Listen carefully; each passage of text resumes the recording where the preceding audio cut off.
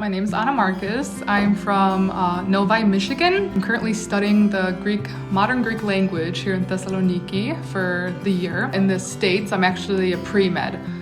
So I would like to go to either medical school or PA school. Ever since I was younger, I've heard about OCF. I've, seen posts and blogs and videos. And now that I'm older in my 20s, I was like, I really like OCF. I like the things that OCF does. At my church especially, we don't have a young adults group. We don't have a lot of kids, especially once you graduate high school, a lot of kids kind of move away. They don't really like attending church or conferences. And I was like, wow, what a good way, to get people together. And, all the videos I've seen on OCF on Facebook or Instagram, I'm like, oh my God, this is great, spiritual fellowship. We all get together, pray and, talk. And so I was looking at actually the story of OCF, and it was talking about spiritual wake up. And I was like, oh, I would like to be a part of this. When I reached out, I was like, hey, am I able to be a part of this even though I don't have a US number anymore? And tried putting in my phone number, and they were like, oh, it's not registered because it's not through the US. And I was like, at first I was really bummed out because I was like, oh, I really want to take part in this. It's important to me, especially Great Lent. It's one of my favorite times of the year. My friend Victoria was like, hey, it's okay. You don't worry about it. I'll send you the text. I was like, I just had that sense of relief. I was like, oh,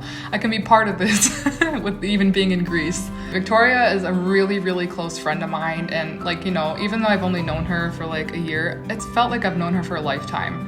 And she taught me how to make a prayer rope. We attended church together, and sometimes if something's wrong, I always reach out to her and be like, hey Victoria, can I have advice on this? Being able to have someone that I can connect with spiritually means a lot to me. So every morning between her time 7, 8 a.m. she'll send me the spiritual wake up text or picture, and I'm so blessed to have her because I'm I can receive these messages as well instead of skipping out on it. I receive links to pages, I receive images of saints and text. I really enjoy especially if I'm doing homework in the afternoon here in Greece and all of a sudden I see a text from Victoria and it's a spiritual wake up call. I'm like, oh, I can read it for today. And so receiving these messages, it hits differently because I try as much as I can during Great Lent to pray, fast, go to church, but just receiving these messages, it really kind of just connects me a little bit more to God, especially reading about either different saints or just different messages that makes me feel good, especially during Lent.